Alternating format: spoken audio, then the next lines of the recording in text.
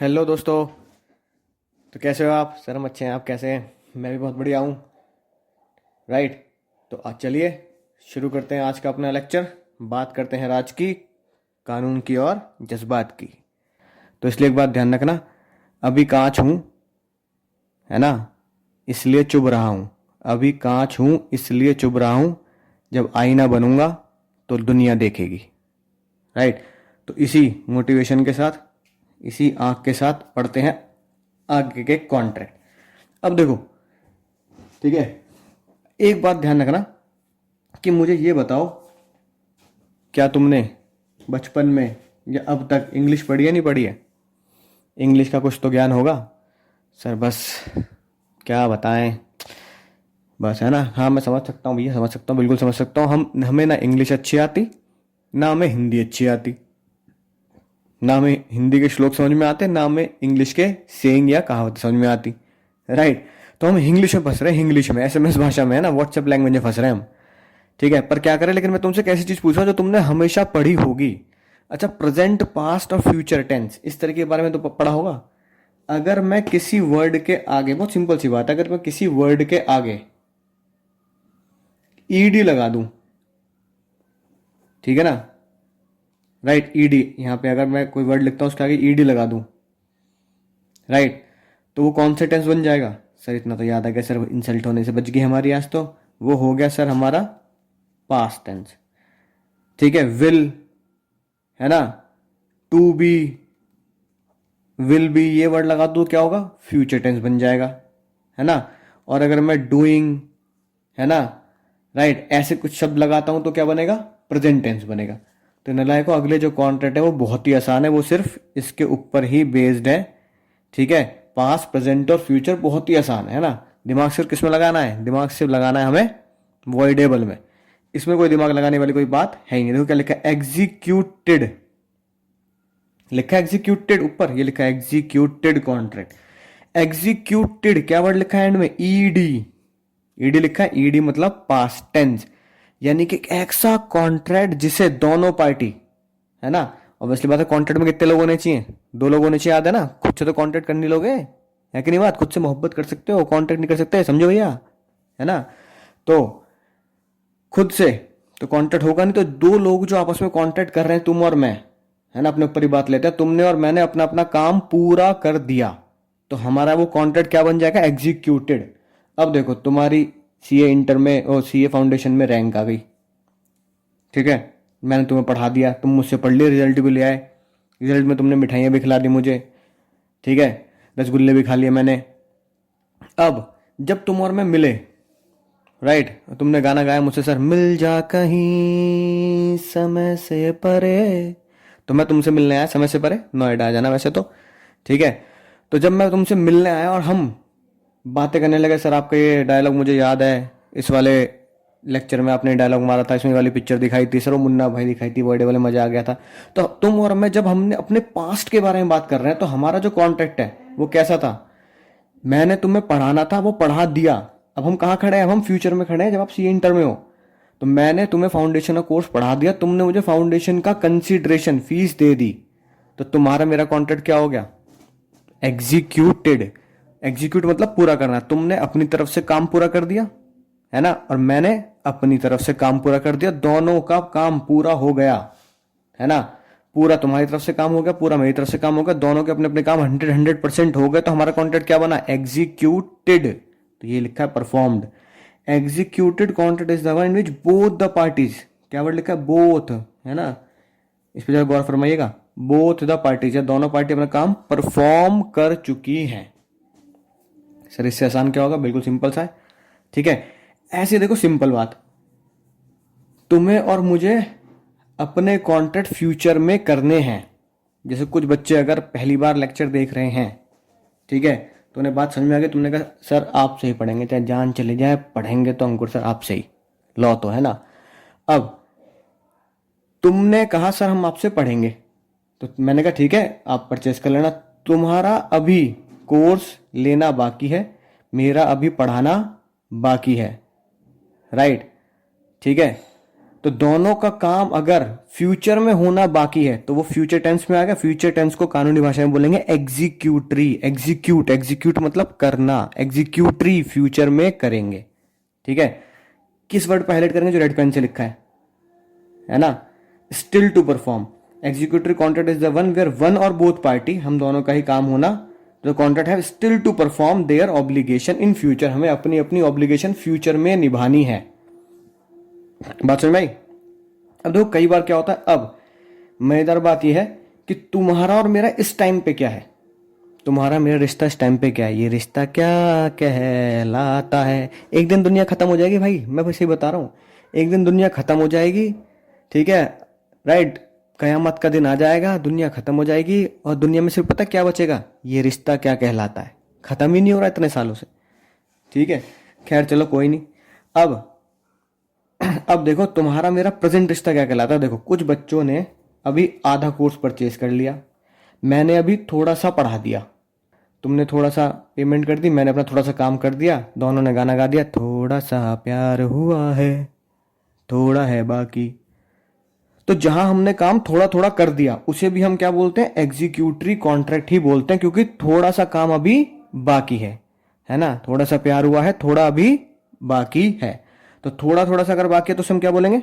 Executory contract. देखो क्या लिखा है, दस a contract which is partially perform, दिख रहा है पार्शियली परफॉर्म और होली अनपरफॉर्म, या तो पार्शियली परफॉर्म हुआ है या अभी पूरा ही अनपरफॉर्म रह गया है, तो उसे हम एग्जीक्यूटरी बोलेंगे। ठीक है, आई होप दोनों डेफिनेशन समझ में आ गई होगी। काम दोनों तरफ से पूरा हो गया, ठीक है, तो क्या होगा? एग्जीक्यूटेड, मैंने पढ़ा दिया, तुमने पेमेंट कर दी, खेल खत्म, पैसे हजम, तुम्हारे एग्जाम नवंबर में हो चुके हैं, हम दिसंबर पहुंच चुके हैं, तो एग्जीक्यूटेड। ठीक है ना।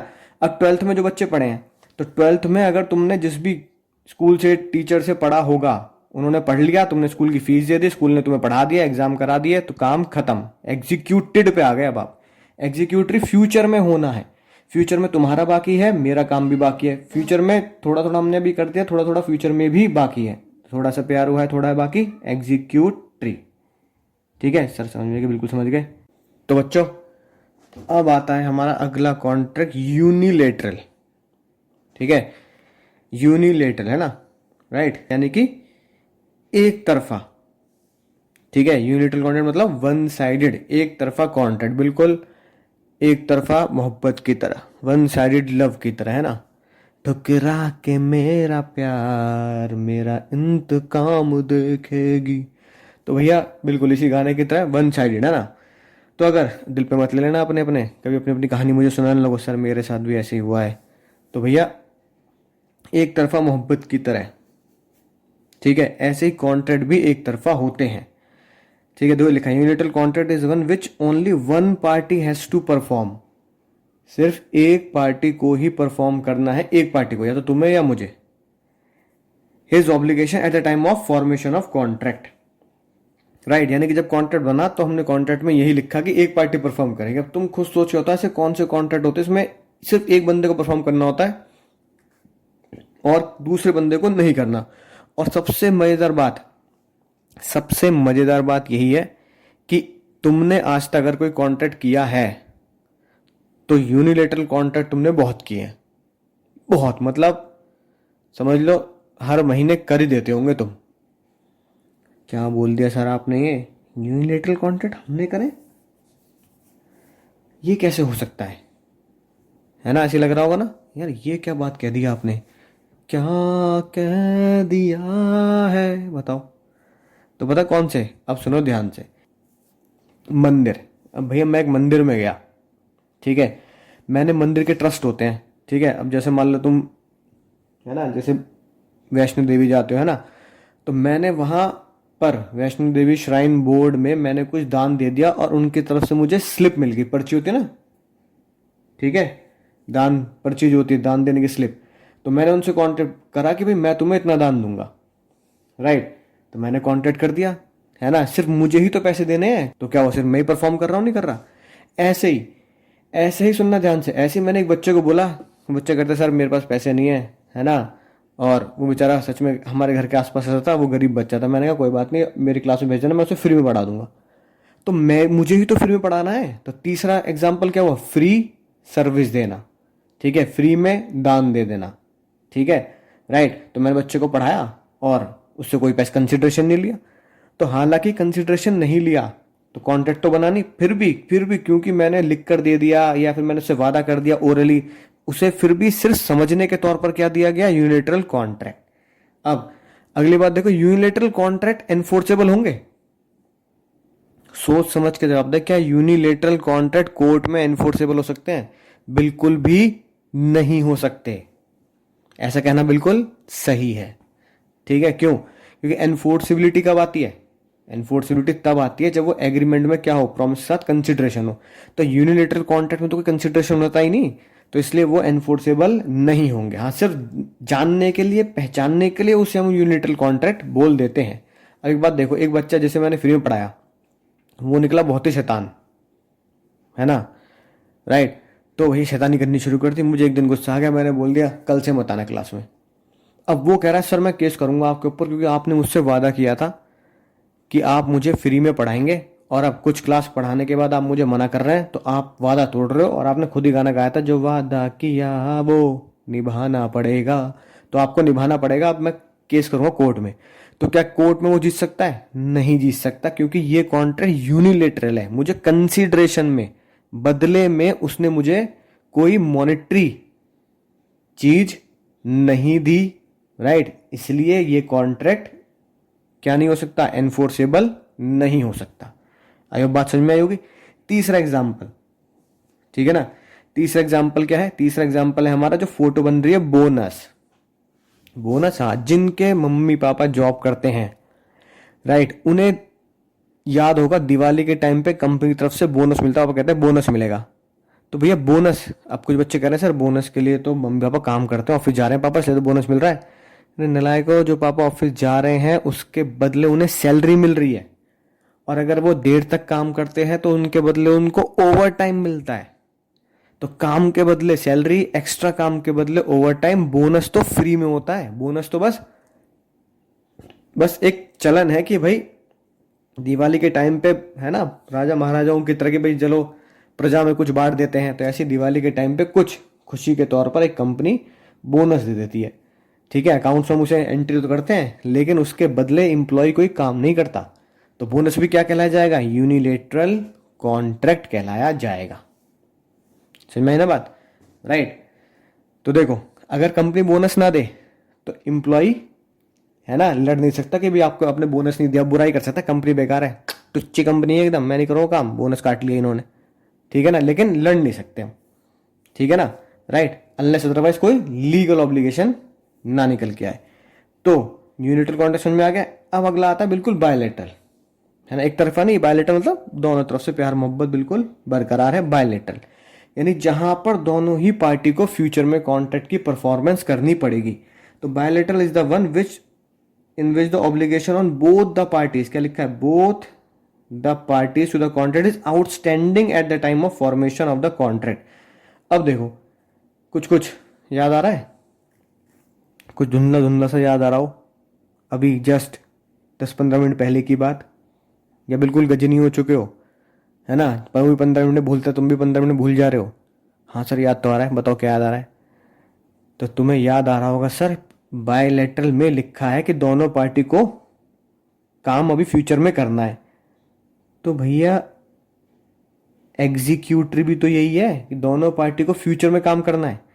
एक्चुअली में, अब सुनना बहुत ध्यान से, बहुत ही खतरनाक बात, एक्चुअली में एग्जीक्यूटरी कॉन्ट्रैक्ट और बायलैटरल कॉन्ट्रैक्ट, एग्जीक्यूटरी कॉन्ट्रैक्ट और बायलैटरल कॉन्ट्रैक्ट एक ही हैं, ठीक है। इसे देखो लिखा भी यही है, bilateral contract are also known as contract with executory consideration, ठीक है। दोनों एक तरीके से क्या है, एक ही हैं, राइट, दो जिस्म एक जान की तरह, ये भी दो जिस्म एक जान ही है, ठीक है ना, राइट। लेकिन फिर फर्क क्या है इनमें? बहुत बहुत माइन्यूट सा फर्क है, बहुत माइन्यूट सा फर्क है। अब सुनना ध्यान से, बस इसकी वजह से हम इसको अलग अलग पढ़ते हैं, वरना हम एग्जीक्यूटरी के आगे स्लैश लगा के बायलैटरल भी लिख सकते थे। अब देखो, अगर मैं तुमसे बोलता हूं कि थोड़ा सा काम अभी हो चुका है, थोड़ा बाकी है, मैंने थोड़ा सा पढ़ा दिया, कोर्स अभी पूरा बाकी है, तुमने थोड़ा सा कंसिडरेशन दे दिया, अभी बाकी कंसिडरेशन अभी बाकी है, ठीक है ना, राइट। थोड़ा सा प्यार हुआ है, थोड़ा बाकी है, तो वो तो एग्जीक्यूटरी में आ जाएगा। लेकिन अगर मैं बोलूं 100% काम बाकी है, राइट, कॉन्ट्रैक्ट में लिखा पूरा 100% काम बाकी है, ठीक है, मुझे अभी पूरा पढ़ाना बाकी है, ठीक है, तुम्हारा अभी पूरा पढ़ना बाकी है, तुम सिर्फ इंफॉर्मेशन लेने आए हो, तो मेरी तरफ से पूरा काम बाकी है, तुम्हारी तरफ से पूरी पेमेंट बाकी है, तो वो बायलेटरल हो गया। तो अगर मैं बोलूं थोड़ा है, थोड़ी की जरूरत है, तो एग्जीक्यूटरी। पूरा बचा है और पूरे की ही जरूरत है, तो वो बायलेटरल, ठीक है। तो यहां थोड़ा सा काम हो गया, थोड़ा बाकी है, तो एग्जीक्यूटरी है, पूरे पूरा ही काम बचा हुआ है ना, तो वो बायलेटरल हो जाएगा। लेकिन आप बायलेटरल को एग्जीक्यूटरी कॉन्ट्रैक्ट भी बोल सकते हैं, इसलिए दोनों नाम एक ही हैं, बस एक थिन डिफरेंस है। थोड़ा काम हो गया है तो उसे एग्जीक्यूटरी भी बोलेंगे, बायलेटरल नहीं बोलेंगे। लेकिन 100% काम बाकी है, पूरा का पूरा 100% परफॉर्मेंस दोनों तरफ से बाकी है, तो बायलेटरल भी हो सकता है और एग्जीक्यूटरी भी हो सकता है, राइट। तो इसलिए इन दोनों को एक साथ ही पढ़ना है, इसलिए डेफिनेशन में भी यही लिखा है, आईसीआई की बुक में भी यही लिखा है, this is also known as contract with executory. I hope बात समझ में आई होगी, ठीक है। तो चलिए, अब सिर्फ एक ही कॉन्ट्रैक्ट रह गया है आपका, एक ही कॉन्ट्रैक्ट, वो है इलीगल और अनफोर्सेबल। ये अगले लेक्चर में पढ़ेंगे, कवर करेंगे, क्योंकि थोड़ा सा इसमें टाइम लगेगा। अब अगर हम अपने मेन पेज पे आते हैं तो देखो हमने ये कवर कर लिया, इसमें देखो हम क्या क्या कवर कर चुके हैं। बायलेटरल हो गया आज, यूनिलेटरल हो गया आज, समझ के बाद एग्जीक्यूटरी हो गया, एग्जीक्यूटेड हो गया, एक्सप्रेस हो गया, इम्प्लाइड हो गया, टैसिट हो गया, क्वासी हो गया, ठीक है। और यानी कि फॉर्मेशन वाले हमारे पूरे हो चुके हैं, एग्जीक्यूशन वाले हमारे पूरे हो चुके हैं, ठीक है। तो अगर फिर भी एग्जाम्पल लिखने हैं तो तुम्हें याद हो ही गए होंगे। वन साइडेड लव यानी यूनिलेटरल में कौन से लिखोगे, फ्री सर्विस, जैसे मैंने फ्री में पढ़ाया, कोई इन्फोर्सिबिलिटी नहीं आती, और बोनस या फिर डोनेशन का मैंने प्रॉमिस कर दिया किसी मंदिर में, गुरुद्वारा में, मस्जिद में, है ना, राइट। इस तरह कॉन्ट्रैक्ट को हम वन साइडेड या यूनिलेटरल, एक तरफा मोहब्बत बोलेंगे, ठीक है। अब देखो, अगर जैसे बचपन में हम थे, तो बचपन में on the basis of creation, जब एक छोटा सा बच्चा होता ना, तुम भी जब छोटे थे, है ना, जब मैं छोटा बच्चा था बड़ी शरारत करता था, ये वाला गाना गाते थे। तो बचपन में जब एक बच्चा होता है, छोटा जन्म लेता है, तो उसके घर वाले उसका मुंडन कराते हैं, मुंडन, है ना, यानी उसको हरिद्वार ले जाके, गंगा जी पे ले जाके उसके बाल साफ कराते हैं ना, मुंडन टाइप होता है, याद आ गया ना। तो जब मुंडन हो जाता है तो हम छोटे बच्चे को बोलते हैं ओ गंजू, प्यार से, है ना, गंजू, है ना। ऐसे गंजे के साथ से कोई बोलता है टकले, ओ टकले, ठीक है। तो मुंडन जब होगा, क्रिएट यानी फॉर्मेशन, अगर आप किसी का मुंडन कराएंगे, क्रिएशन ऑफ, है ना, बच्चे का अगर आप मुंडन कराएंगे तो उसे हम प्यार से क्या बोलते हैं, बच्चे को टकले, है ना, टी से, समझ गए, टी से बनेगा हमारा टैसिट, क्यू से क्वासी, ये पेंडिंग है, करेंगे बाद में, है ना। एल से लीगल होता है इम्प्लाइड, यानी इम्प्लाइड कॉन्ट्रैक्ट भी लीगल होता है। ई से एक्सप्रेस, और सी इंस्टीट्यूट की बुक में ई से एक ई कॉन्ट्रैक्ट और है, उसे अब पढ़ लेना, कुछ खास नहीं है। ई कॉन्ट्रैक्ट वही होता है जो हम आजकल करते हैं, यानी कि आपने अगर ये कोर्स परचेज किया है तो ये ई कॉन्ट्रैक्ट ही तो है, यानी कि एक ऐसा कॉन्ट्रैक्ट जो इलेक्ट्रॉनिक डाटा इंटरचेंज यानी कि ऑनलाइन होता है, जिसकी पेमेंट और कॉन्ट्रैक्ट हम ऑनलाइन कर लेते हैं, ठीक है। तो वो कॉन्ट्रैक्ट ई कॉन्ट्रैक्ट होता है। तो क्रिएशन से कैसे होता है, क्रिएशन ऑफ टकले, TQLE। तो आई होप बात समझ में आ गई होगी, राइट। अब जो नोट्स तुम्हारे पास हैं, अब तुम्हारा काम क्या है, अगली बार अगले लेक्चर में बाकी कॉन्टेंट को खत्म करके सारे एक बार हम नोट से रिवाइज कर लेंगे। फिलहाल अब आपको होमवर्क आज का ये है कि जितने भी कंटेंट हमने पढ़े हैं, बस वो ध्यान से विद एग्जाम्पल अपने, जो मैंने आपको नोट्स दिए हैं, नोट से पढ़ना है, और ICI की बुक से भी पढ़ लेने हैं, राइट। तो चलिए, मिलता हूँ अगले लेक्चर में, तब तक पढ़ते रहिए, सीखते रहिए, कुछ ना कुछ ज़िंदगी में नया करते रहिए, राइट। और अपने आप को इस लेवल तक पहुंचाइए कि हमें एग्ज़ाम में, लॉ के एग्ज़ाम में भी, फाउंडेशन के एग्ज़ाम में भी रैंक लानी है, ठीक है।